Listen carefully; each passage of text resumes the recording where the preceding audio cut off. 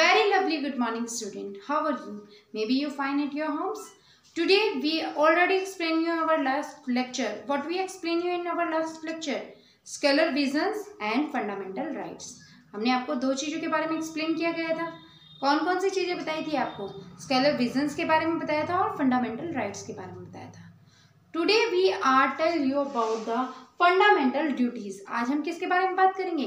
Fundamental duties के बारे में बात करेंगे. Before starting this topic I just ask you for some few things, या फिर हम ये कह सकते हैं कि हम एक तरह से इसका रिवीजन करेंगे. क्या क्या हमने प्रीवियस में पढ़ा था. पहले आपको बताया गया था स्केलर विजन्स. स्केलर विजन्स में आपको क्या दिए थे बेटा? फंडामेंटल राइट्स दिए गए थे, है ना. फंडामेंटल राइट्स दिए थे. उन फंडामेंटल राइट्स में आपको क्या बताया गया था कि आपको दो चीजें बताई थी, एक स्केलर विजन और एक आपको बताया था फंडामेंटल राइट्स. स्केलर विजन्स में कौन कौन सी चीजें आती हैं आपकी? Have you remembered it? आपको याद है कि आपने क्या बताया था? हमने आपको धर्मनिरपेक्ष में आपको क्या क्या चीजें दिखाई गई थी? आपको बताया गया था फ्रीडम टू स्पीच. क्या था आपका? Freedom to speech. सबसे पहले आपको फ्रीली दिया जाता है, आपको बिल्कुल राइट है, कुछ भी आप बोल सकते हैं. अगर आपके अगेंस्ट, अगर आपके सामने कोई भी व्यक्ति आपके लिए कुछ गलत बोल रहा है या फिर कोई आप सुनते हैं कि भाई हमारे बारे में उसने गलत बोला था, तो आपके पास ये अधिकार है, ये आपके पास राइट है कि आप उस चीज़ के बारे में अपनी आवाज़ उठा सकते हैं. You can be speak about it, और फ्रीली आपको ये ओपिनियन देने का अधिकार होता है. दूसरा, आपको फंडामेंटल राइट्स में आपको क्या बताया गया था? एजुकेशन राइट भी दिए थे, है ना, कि 6 to 14 ईयर के जो बच्चे होते हैं वो क्या करते हैं? एजुकेशनली फंडामेंटल राइट्स हैं. मीन्स एजुकेशन बेस पे उनको क्या मिलता है? एजुकेशनली राइट्स हैं. 6 to 40 ईयर के बच्चों को गवर्नमेंट स्कूल्स में फ्री एजुकेशन दी जाती है. ये बताया था आपको, एक्सप्लेन किया गया था. अब हम आज जिस टॉपिक के बारे में बात कर रहे हैं वो है आपका फंडामेंटल ड्यूटीज. किसके बारे में बताएंगे आज हम आपको? फंडामेंटल ड्यूटीज के बारे में. अगर देखा जाए तो कॉन्स्टिट्यूशन में कहीं पर भी इन फंडामेंटल ड्यूटीज के बारे में नहीं लिखा है. इट मीन्स टू डैट कि हमारे संविधान में कोई भी अधिकार, किसी भी तरह की ड्यूटीज हमें फॉलो करने के लिए नहीं बोला गया है. किसी भी कॉन्स्टिट्यूशन में कहीं इन ड्यूटीज के बारे में रिगार्डिंग्स कहीं भी कुछ नहीं लिखा गया. ये ड्यूटीज फिर हमें किसने दी? बेटा हम देखो कितने सारे फंडामेंटल राइट्स मिलते हैं हमें, कितने सारे अधिकार दिए गए हैं. अपनी मर्जी से आप जिसे चाहें अपना मीन्स वोट देकर चुन सकते हैं. ओपिनियन आपके जहाँ चाहें आप अपने ओपिनियन दे सकते हैं. आप फ्रीली कहीं पर भी कुछ भी बोल सकते हैं. तो ये सारे आपको क्या मिले? फंडामेंटल राइट्स मिले. आपको इंजॉयमेंट हो रहा है, मीन्स मिल रही है, इससे इंडिपेंडेंट गेम्स मिल रही हैं. तो इसके साथ साथ कुछ रिस्पॉन्सिबिलिटी हम लोगों के ऊपर भी आ जाती हैं. अगर हमें बहुत सारा इंजॉयमेंट मिल रहा है तो थोड़ी बहुत रिस्पॉन्सिबिलिटी सबकी जिम्मेदारी है. जैसे स्कूल में सभी टीचर्स को अलग तरह की ड्यूटीज़ दी जाती हैं, बच्चों को अलग ड्यूटीज़ मिलती हैं, प्रिंसिपल की अपनी ड्यूटीज़ होती हैं. जहाँ पर आप सभी को बहुत सारी चीज़ें फ्रीली इंडिपेंडेंट होकर कुछ बोलने की परमिशन मिलती है, वहीं पर आपके ऊपर कुछ ड्यूटीज़ भी फॉलो कराई जाती हैं, जिससे हम कहीं ना कहीं इन ड्यूटीज़ का फ़ायदा क्या है बेटा? अगर आपको ड्यूटीज़ मिलती हैं तो आप रिस्पॉन्सिबल बनते हैं. रिस्पॉन्सिबल बन रहे हो ना, आप किसी चीज़ के जिम्मेदार बन रहे हैं. ठीक है, तो ये जिम्मेदारी और समय की बिल्कुल चीज़ें सिखाने के लिए, आपको आपके कल्चर से जोड़े रखने के लिए हमारे को कुछ ड्यूटीज़ दी जाती हैं, जिन ड्यूटीज़ को हम बोलते हैं फंडामेंटल ड्यूटीज़. क्या बोलते हैं बेटा इसको? Fundamental duties. अब फंडामेंटल ड्यूटीज़ में कौन कौन सी जाती हैं चीज़ें आती हैं? Abide by the constitution in. भाई सबसे पहले आपको ये बता दिया जाए कि इसके बारे में कि ये फंडामेंटल ड्यूटीज़ आपको कौन प्रोवाइड करता है? हमारी जुडिशरी प्रोवाइड करती है. मीन्स हमारे जो कोर्ट्स हैं ये कुछ नियम, ये कुछ लॉ बनाते हैं जो कि लोगों को फॉलो करने होते हैं. यही हमारी फंडामेंटल ड्यूटीज़ होती हैं. इन 15 आर्टिकल 51, कौन से आर्टिकल में? आर्टिकल 51. आर्टिकल 51 में आपकी गवर्नमेंट में, सॉरी आपकी जुडिशरी ने 10 मेन ड्यूटीज़ हम लोगों के ऊपर डाली थी. कितनी ड्यूटीज़ दी थी आपको? 10 ड्यूटीज़ दी गई थी. कितनी दी थी? 10 ड्यूटीज़ दी गई थी. उसके बाद 2002 में अमेंडमेंट कुछ थोड़ा बहुत चेंज करते एक और ड्यूटीज़ आपकी बढ़ गई. तो हमारे पास टोटल कितनी ड्यूटीज़ हो गई? 10 पहले थी, 1 बाद में ऐड हुई. टोटल कितनी ड्यूटीज़ हुई हमारी? 11 ड्यूटीज़. कितनी ड्यूटीज़ मिली हमें? 11 ड्यूटीज़. तो ये 11 ड्यूटीज़ के बारे में हम आपको बताएंगे. आज का हमारा टॉपिक इसी चीज़ को लेकर है. कितनी ड्यूटीज़ दी गई हैं? 11 ड्यूटीज़ दी गई हैं. चलिए तो ओपन योर बुक्स फटाफट बेटा अपनी ओपन करेंगे बुक्स और कुछ छोटी मोटी आपके लास्ट पेज पे आपको 11 ड्यूटीज के बारे में दिया गया है, उनमें से कुछ आपको एक्सप्लेन की जाएगी अभी।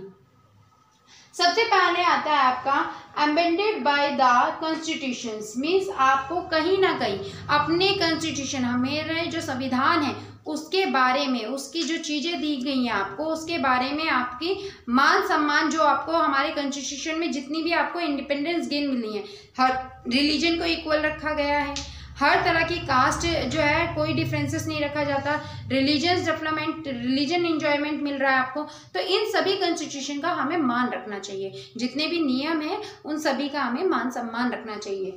दूसरा आता है maintain a peace and the promote the harmony, हमें कहीं ना कहीं हमारे यहाँ देश में जितनी भी जगह है वहाँ पे शांति बनाई रखनी चाहिए। शांति किस तरह की, जैसे छोटे छोटी चीज़ों के लिए झगड़े होते देखे हैं, है ना, हो जाते हैं ना, बहुत आपने देखे होंगे, छोटी छोटी चीज़ों के लिए हम इतने राइवली बोलने लगते हैं, तो वो नहीं होना चाहिए। हमें अपनी देश को दूसरों से डिफेंस करने के लिए, अपने जो है एग्नेस को, अपने जो आप बहुत ज़्यादा एग्रेसिव हो जाते हैं उसको आप अपने प्रीवियस जो हमारे देश के लिए, हमारी कंट्री के लिए जो गलत है उन लोगों के लिए आप उसको अपॉइंटली रखो, ना कि अपने आप में। मीन्स हमारे देश एक यूनिटी का देश है, अगर हम उसमें इस तरह की लड़ाई झगड़े करें तो हमारे कहीं ना कहीं शांति खत्म हो जाती है। तो हमें हमारे देश में क्या बनाए रखनी चाहिए, पीस, शांति बनाई रखनी चाहिए। शांति बनाए रखेंगे, प्रमोट द हार्मोनी, और कहीं ना कहीं हमें किसको यहाँ पर अपना जो है प्रमोट करना चाहिए, मीन्स कॉमन्स जो स्प्रिट होती है, ब्रदरहुड को, आपस में हमें कैसा रहना चाहिए, भाईचारे से रहना चाहिए।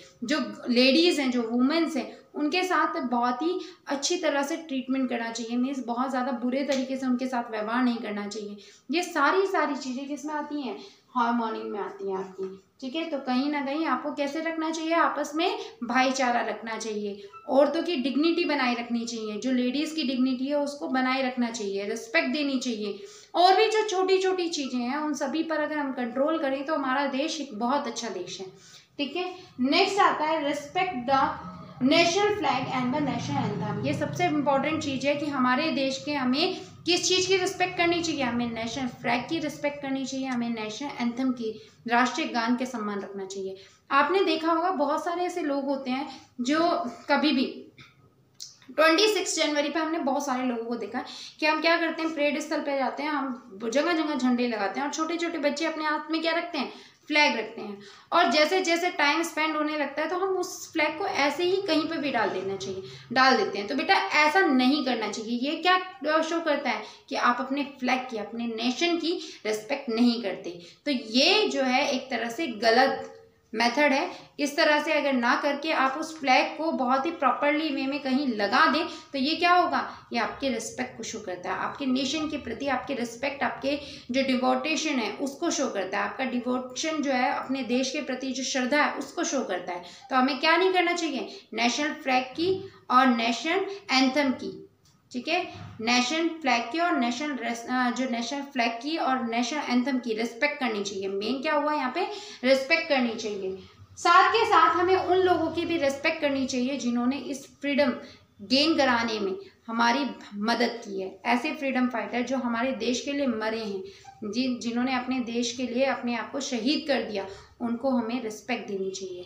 उनकी हमें मीन्स कहीं पर भी जाकर किसी भी तरह की टिप्पणी देने से पहले, मीन्स किसी के बारे में गलत बोलने से पहले हमें बहुत बार सोचना चाहिए कि उन लोगों ने हमारे देश के लिए क्या क्या नहीं किया, ठीक है भाई। आपको पता है फ्रीडम फाइटर्स जो हैं जितने भी हुए हैं, उन्होंने हमारे देश को फ्रीडम दिलाने के लिए बहुत सारी मेहनत की है, तभी तो हमें फ्रीडम गेन हो पाई है। तो हमें उनकी रिस्पेक्ट करनी चाहिए। तीसरा आपका यहाँ पे आता है value of a preserves our rich heritage.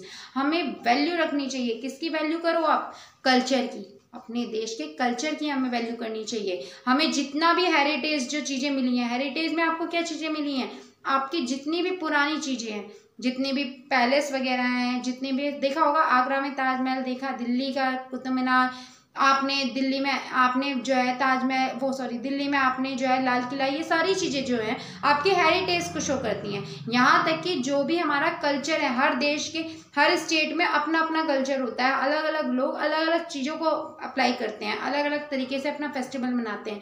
तो कहीं ना कहीं ये किसको शो करता है, आपके वैल्यू दिखाता है, प्रिवेंसेस ऑफ रिच हेरिटेज की। तो हमें उनकी रिस्पेक्ट करनी चाहिए।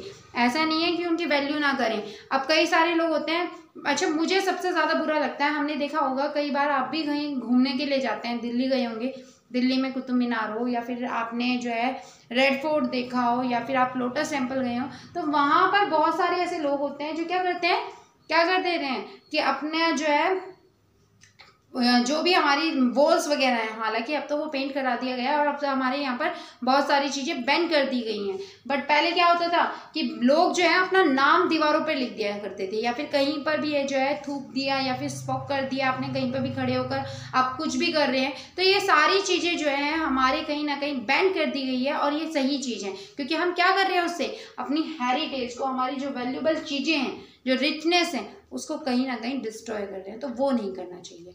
ठीक है, अब इसके बाद आपको इनके अलावा जो पॉइंट्स हैं हम उनको बता देते हैं, जैसे कि आपको इन्वायरमेंट, जो हमारा वातावरण है, जिसमें चाहे आपके इन्वायरमेंट में आपकी एयर हो, चाहे आपके वाइल्ड एनिमल्स हों, चाहे आपके कॉमन पीपल हों, इन सभी को कहीं ना कहीं हमें सेफली रखना चाहिए, इनकी प्रोटेक्ट करना हमारा ही जिम्मेदारी है। तो ये सारे हमारी क्या ड्यूटीज़ होती हैं। अब अभी हम दोबारा से इसका रिपीटेशन करेंगे, जितना हमने कल से लेकर आज तक पढ़ा है, मीन्स आपके प्रीवियस लेक्चर से लेके अभी तक जितना भी हमने पढ़ा है उसका हम रिपीटेशन करेंगे। ठीक है, be ready for it. First of all आपका आता है फंडामेंटल, आपके स्कॉलर विजन आता है। स्कॉलर विजन्स में आप काउंट कर सकते हैं, स्कॉलर विजन्स में क्या क्या था आपका, जल्दी से अपनी कमेंट बॉक्स में लिखिए कि स्कॉलर विजन्स में क्या क्या चीजें एक्सप्लेन की गई थी आपको।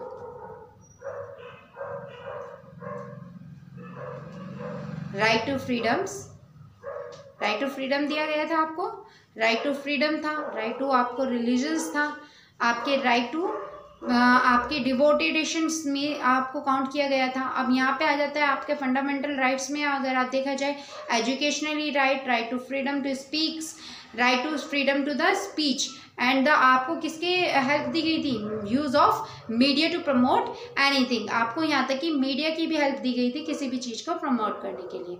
यहीं पर आपके आज फंडामेंटल ड्यूटीज़ के बारे में हमने बताया कि फंडामेंटल ड्यूटीज़ जो है हमें कहीं भी कॉन्स्टिट्यूशन में कहीं मेजर नहीं होती। इक्वल, वैसे उसमें इक्वलिटी भी दी थी कि आपको राइट टू इक्वलिटी का जो भी था वो भी उसमें फंडामेंटल राइट्स में आपका आता है। अब यहाँ पे बातें हैं हम फंडामेंटल ड्यूटीज़ के बारे में। तो फंडामेंटल ड्यूटीज़ में आपको क्या बताया गया है कि भाई ये कॉन्स्टिट्यूशन में कहीं मेंशन नहीं गई हैं। फंडामेंटल राइट्स किसके द्वारा दी गई है हमें, कोर्ट्स के द्वारा, मीन्स हमारी जुडिशरी जो होती है वो इन लॉ को बनाई जाती है, लॉ बनाती हैं। हमारे यहाँ पे सबसे पहले आर्टिकल 51 में, किसमें, आर्टिकल 51 में कितने बेटा आपको बताई थी मैंने फंडामेंटल ड्यूटीज़ लिखी गई थी। तो स्टार्टिंग में आर्टिकल 51 में कितनी ड्यूटीज़ दी गई थी उसको मेंशन कीजिए, फटाफट आप आंसर दीजिए, कितनी ड्यूटीज़ दी गई थी, टोटल ड्यूटीज़ कितनी दी गई थी आर्टिकल 51 में, टोटल ड्यूटीज़ कितनी दी गई थी आपको, यस, तो इट विल बी 10। और आफ्टर डेट 2002 में एक और इंक्रीज हुई थी, वो टोटल होकर कितनी हो गई थी 11, इट विल बी 11। ठीक है, तो count it will B 11, fundamental duties कितनी हो गई थी हमारी 11। ठीक है, और इनमें से आपको मैंने कुछ यहाँ पे एक्सप्लेन की थी, आपको एक बताया था अबाइड बाय द कॉन्स्टिट्यूशन, आपको रिस्पेक्ट करनी चाहिए अपने कॉन्स्टिट्यूशन की, हमारे संविधान की, और उसके दिए गए सभी जो नियम आपको इंजॉयमेंट फ्रीडम आपको जो प्रोवाइड की गई है उन सभी की हमें रिस्पेक्ट करनी चाहिए। दूसरी क्या है, मेंटेन द पीस, हमें शांति बनाई रखनी चाहिए आपस में। जो देखा होगा कि आपस में हम छोटी छोटी चीज़ों के लिए लड़ते हैं, वो चीज़ें हमें ख़त्म कर देनी चाहिए, क्योंकि अगर आप भूले ना हो तो आपकी हिस्ट्री में आपने कहीं ना कहीं ये भी पढ़ा होगा कि ब्रिटिश जो आए थे उन्होंने क्या किया था कि फूट डालो और राज करो, वो वाली नीति इन फ्यूचर हमारे साथ ना हो, तो इसलिए हमें शांति बना के रखनी चाहिए, सबसे यूनिटी के साथ रहना चाहिए। ठीक है, प्रमोट द हार्मोनी, आपको क्या करना चाहिए, सभी को रिस्पेक्ट करनी चाहिए, सभी के साथ भाईचारे जैसा बिहेव करना चाहिए, भाईचारे से रहना चाहिए, ब्रदरहुड की तरह से रहना चाहिए। तीसरा आपको बताया था डिग्निटी ऑफ वुमेन्स, औरतों का मान सम्मान करना चाहिए, उनकी जो डिग्निटी है उसको हार्म नहीं करना चाहिए। छोटी छोटी चीज़ों के लिए आपने देखा हो कि घरों में जो है वुमेन्स के साथ बहुत ज़्यादा मीन्स गलत किया जाता है, तो वो नहीं करना चाहिए। ठीक है, ये भी कहीं ना कहीं इसका पार्ट आता है आपका।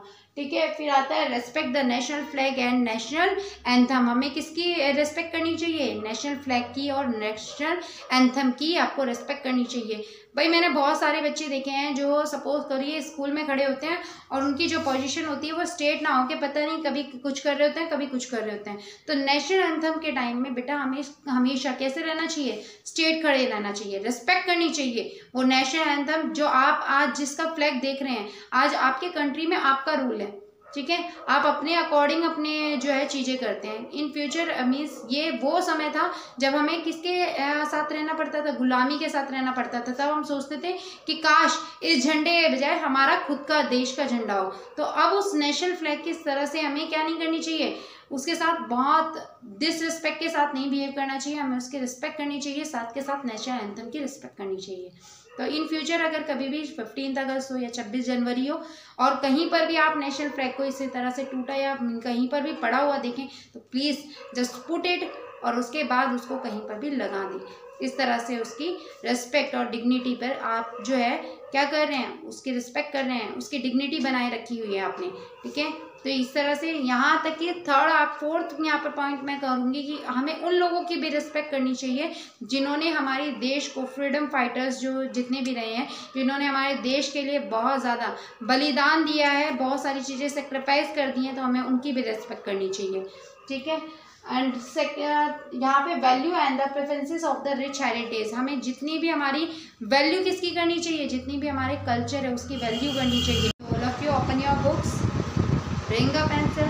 बेटा जिसको कॉन्सेप्ट नहीं समझ में आया, अगर आपको यहाँ पर टिक कभी करना है जब आपको ये कॉन्सेप्ट समझ में आ जाता है तब।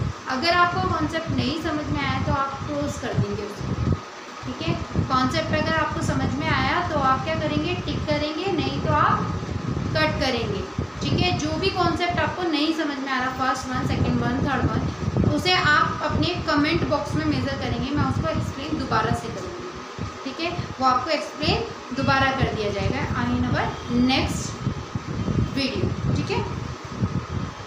तो सबसे पहले आपका आता है यहाँ पे, सबसे पहले first you open your book lesson number 21। Now sharp your pencil, no one use a pen, no one use pen. बेटा पेन यूज नहीं करना है किसी को भी, आप सभी किसको यूज करेंगे, आप पेंसिल का ही यूज करेंगे, ठीक है।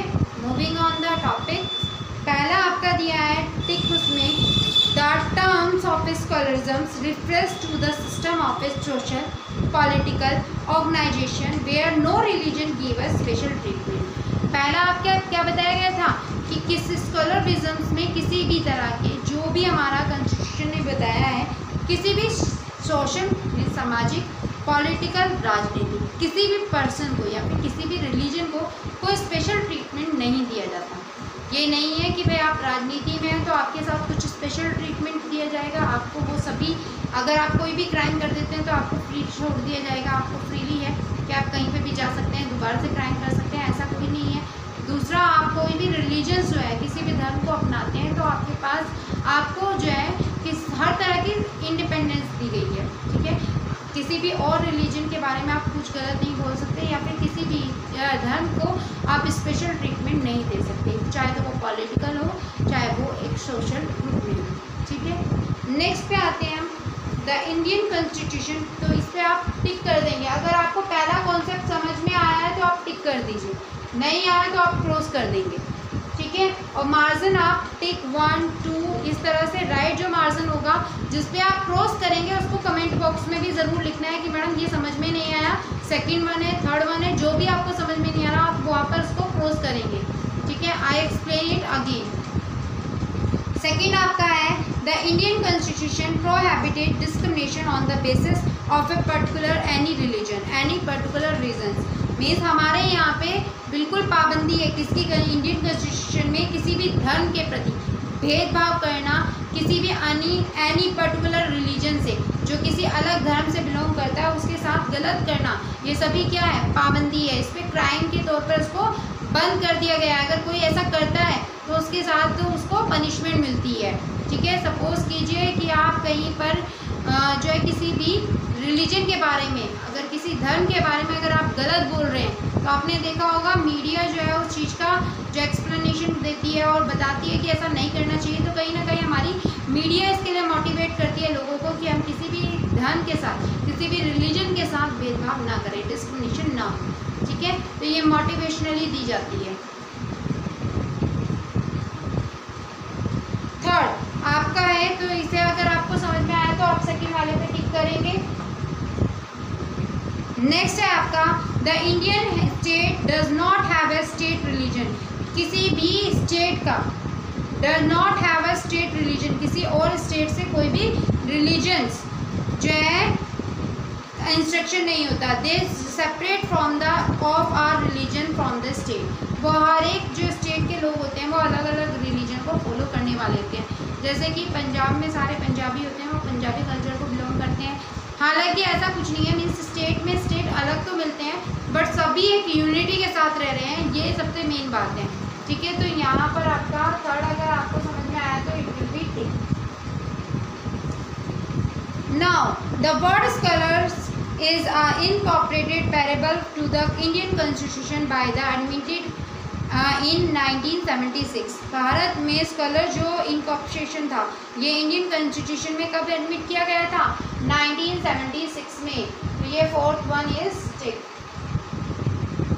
The constitution granted a right of fundamental to the its citizens। हमारा कॉन्स्टिट्यूशन हर एक व्यक्ति को कुछ फंडामेंटल राइट्स प्रोवाइड करता है, कुछ अधिकार देता है, ठीक है। हर सिटीजन को वो मिलता है और वैल्यू होती है इसमें स्कॉलरिज्म्स की, ठीक है। कहीं ना कहीं वो वैल्यू किसको मिल रही है? स्कॉलरिज्म्स की धर्मनिरपेक्ष को अनुसार मिलती है। तो यहाँ पर क्या होगा? ये भी टिक होगा।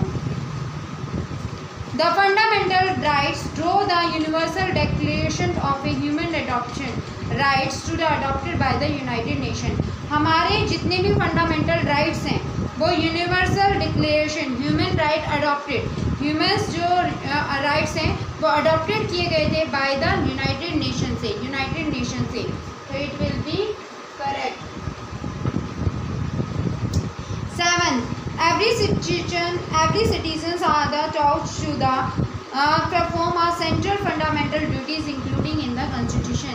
जितने भी फंडामेंटल राइट्स हैं या फिर कुछ ड्यूटीज़ हैं जो कि मेंशन कॉन्स्टिट्यूशन आर्टिकल 51 में प्रोवाइड की गई हैं, ये सारी की सारी कितनी ड्यूटीज़ दी गई हैं? 11 ड्यूटीज़ दी गई हैं, कॉन्स्टिट्यूशन में मेजर की गई हैं। तो यहाँ पर क्या होगा? 7 इट विल बी राइट। बेटा सभी ये मार्जन कर लें। अगर आपको कोई भी कॉन्सेप्ट नहीं समझ में आया तो आप इसको क्रॉस कर सकते हो। क्या करोगे? आप उसको क्रॉस कर दोगे और कमेंट बॉक्स में मेंशन करेंगे। कमेंट सेक्शन आपका जो है उसमें आप उसको मेजर कर देंगे कि ताकि हम आपको नेक्स्ट जो हमारी वीडियो हो उसमें उसको एक्सप्लेन कर सकें। May be your day is very well. Have a nice day. Thank you.